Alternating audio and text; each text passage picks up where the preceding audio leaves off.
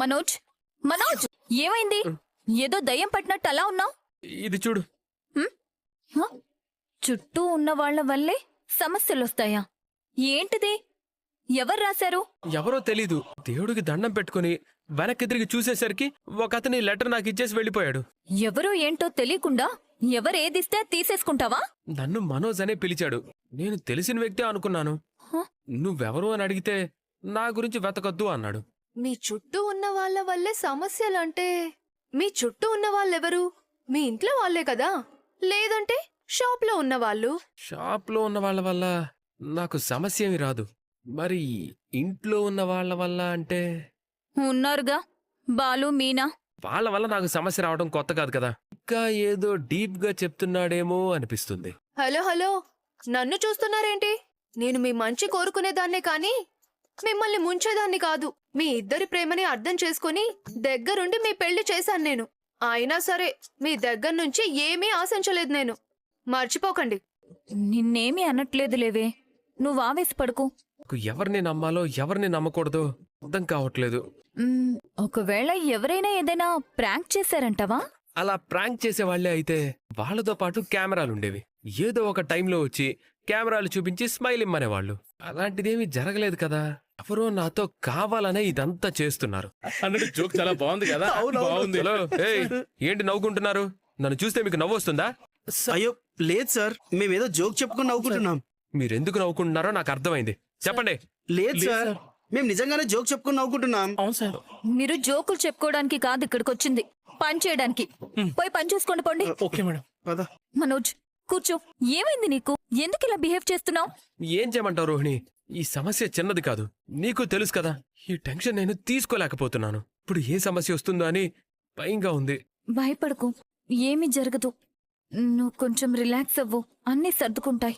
ఇదంతా చూస్తుంటే నిన్నెవరో target చేశారేమో అనిపిస్తుందే. నన్నెవరు target చేస్తారే? ఏమో, ఒక్కసారి ఆలోచించు. నీకు డబ్బులిచ్చింది కదా ఆ కల్పన. ఒకవేళ తనే ఇదంతా చేసిందేమో. లేదు లేదు, తను కెనడాలో ఉంటుంది, ఆ ఛాన్స్ లేదు. ఉండే ఛాన్స్ ఉంది. అంతేనంటావా? ఏమోనే, నాకేం అర్థం కావట్లేదు. ఒకవేళ దినేష్ ఏమైనా చేసుంటాడా? వాడు జైల్లో ఉన్నాడు కదా. ఇంకెవరు చేసుంటారు మరి?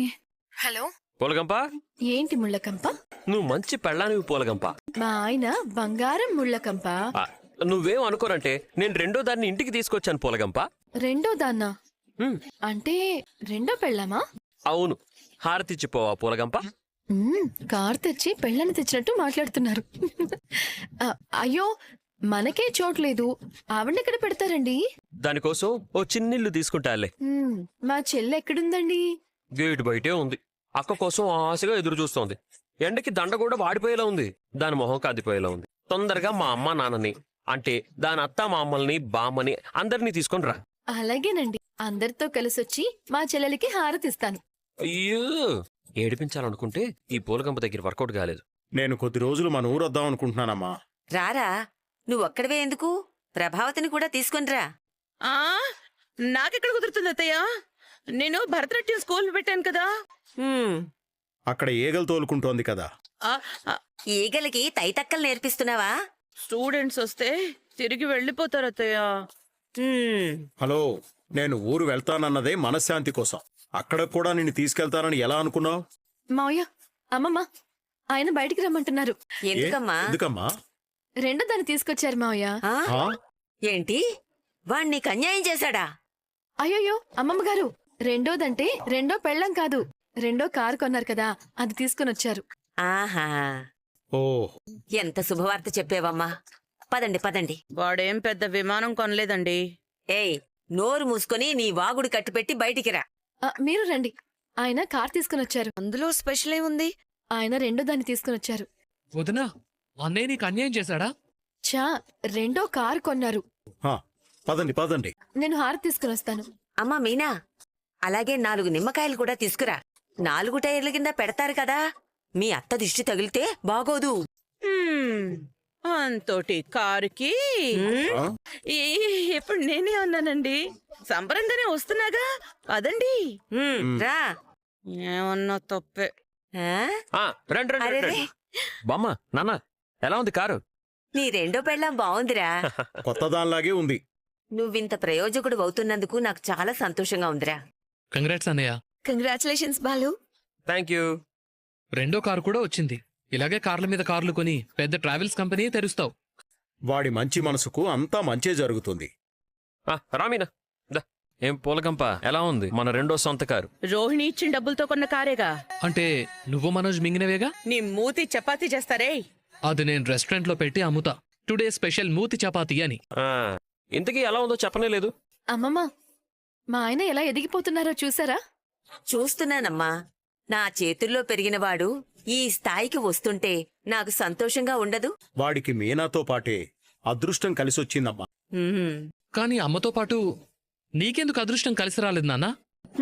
అదృష్టం కలిసొస్తే అలా కారు కొనడరా, బస్సే కొనేవాడు.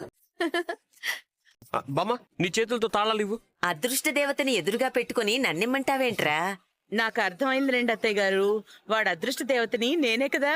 అంత ఇలా- లేదు. ఆ, మీనా, నీ చేత్తో బాలుకివ్వమ్మా. అత్తయ్యతో ఇప్పించండి అమ్మమ్మ. పర్వాలేదులే, నువ్వే ఇవ్వు. ఏ చేతులు లోపల పెట్టొచ్చావా? కొట్టు. కొట్టు. ఉమ్, మీ సంసారం 3 పువ్వులు 6 కాయల్లా సాగిపోవాలరా. అబ్బా, ఏం చెప్పారు అంకుల్. ఒరేయ్, కొత్త కారులో అమ్మా నాన్నల్ని గుడికి తీసుకెళ్లరా. అలాగే రవి శృతిని కూడా తీసుకెళ్తాను. మీనా, పక్కింటి వాళ్ళని వెనకింటి వాళ్ళని కూడా పిలుచుకురా అమ్మా. వాళ్ళెందుకు బామ్మ? నీ కార్లో గుడికి తీసుకెళ్తావని. లేకపోతే ఏంట్రా, చెప్పింది చెయ్యి. వాడికి నువ్వైనా చెప్పు. ఆ, అర్థమైంది. అమ్మా నువ్వు కూడా రామ్మా. మీనా, పక్కింటి వాళ్ళని వెనకింటి వాళ్ళని కూడా పిలుద్దామా? ఎందుకులేండి, మనం నలుగురమే వెళ్దాం. ఆ, ఇప్పుడు అర్థమైంది. ఏమర్థమైంది? అమ్మకి నాన్నకి మాట్లాడుకోవడానికి ప్రైవసీ కోసం బామ్మ వాళ్ళని మాత్రమే పంపిస్తోంది. ఓ, అందుకని మనల్ని ఇండైరెక్ట్ గా వద్దని చెప్పు. ఆ, పర్లేదే, నీకు బుర్రుంది. ఆ, సరే పదండి పదండి. ఆ, ఆ, వెళ్ళరా. రేయ్, ఏంటమ్మా? మిమ్మల్ని మార్చడం నా వల్ల కాదురా. వాడి పెళ్ళం ఎక్కడ కూర్చుంటుంది? నీ పెళ్ళం ఒళ్ళోనా? వెళ్ళి వెనక్కి కూర్చో. నేను వెళ్ళాలా? ఏమన్నా? వెనక్కి వెళ్ళి కూర్చోవాలా అన్నానండి. అవును, వెళ్ళు. ఆ, రైట్ రైట్. ఈ కారులో 4 మనుషులు ఉన్నామనే విషయమే తెలియట్లేదు. ఇంత నిశ్శబ్దంగా ఉందేంటి? నాకేం అలా అనిపించట్లేదే. ఆ? అమ్మో, రే బాల్. అయ్యో, ఎందుకు ఇదంతా? కాస్త నెమ్మదిగా పోనివ్వండి. లేదు, ఈ మాత్రం చేయకపోతే వెనక కూర్చున్న వాళ్ళిద్దరిలో చలనం చెల్లలేదు. అయ్యో, రే బాలు, ఏంట్రా ఈ నడపడం? కస్టమర్స్ ఎక్కించుకున్నప్పుడు ఇలాగే నడుపుతావా? ఈ రోజు కావాలని చేస్తున్నావా? లేదు నాన్న, రోడ్డే బాగోలేదు. మీరు జాగ్రత్తగా కూర్చోండి. రేయ్, ఏంటి వీడు? ఏంటి నడపడం? స్పృహలోనే ఉన్నాడా? అయ్యో లేదత్తయ్య, ఆయన స్పృహలోనే ఉన్నారు, స్పష్టంగానే ఉన్నారు. కానీ రోడ్డే సరిగ్గా లేదు, అన్ని గతుకులే. పాపం ఆయన మాత్రం ఏం చేస్తారు చెప్పండి? మీరు కాస్త జాగ్రత్తగా చూసి పోనివ్వండి. వెనకాల అత్తయ్య మావయ్య ఇబ్బంది పడుతున్నారు. నేను చూసుకుంటూ వెళ్తున్నాను కాబట్టి గుంతలు లేని వైపు తీసుకువెళ్తున్నాను మీనా. మీరు జాగ్రత్తగా కూర్చోండి. ఇంకాసేపే, ఇంకెంత, 1-2 కిలోమీటర్లే అంతే. ప్రయాణం చేయాలనుకున్నప్పుడు ఇలాంటి ఇబ్బందులు తప్పవు. మనమే అన్నిటికీ సర్దుకుపోతూ ఉండాలి. మీరు ఏ ప్రయాణం గురించి చెప్తున్నారు? అర్థమయ్యే వాళ్ళకి అర్థమైతే చాలు.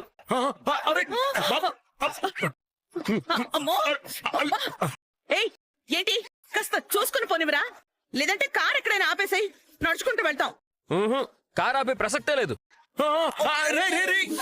ఈ రోజు వీడికి ఏమైంది? నాకేమీ అర్థం కావడం లేదు. నువ్వు కాస్త జాగ్రత్తగా కూర్చో. నా చేయి పట్టుకో. ఇంకా కిలోమీటర్ దాటినట్లేదే. ఇప్పుడు చక్కగానే పోతుంది కారు. రోడ్డు మీద గుంతలు తగ్గిపోయాలే నాన్న.